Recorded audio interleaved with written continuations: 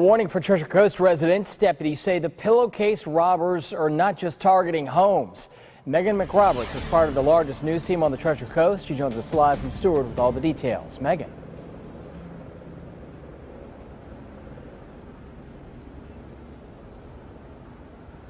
Jay, the Martin County Sheriff's Office is stressing tonight that homes along the Treasure Coast are by no means in the clear from pillowcase burglaries, but owners might start noticing that their cars are going to become targets. This after two men were arrested at Shepherd Park in Stewart after breaking into a car. Thieves using window punches to get to valuables and also the car owner's identity.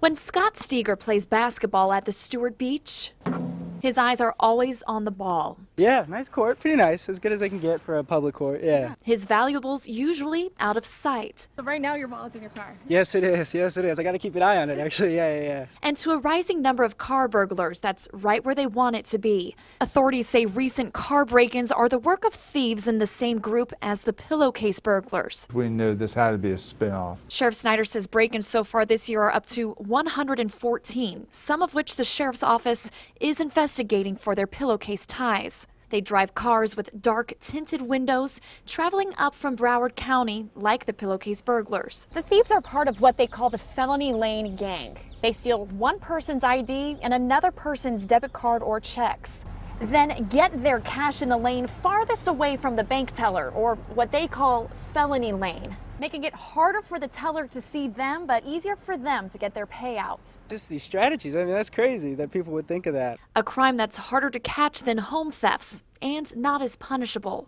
Identifying the car burglar is much more difficult. There's less physical evidence, less likely that we'll have a witness. Now authorities telling people to have their own new strategies to keep their valuables safe. And we'll see them coming back. There's probably several hundred in the Broward County area that are more than capable and willing to do these kind of crimes.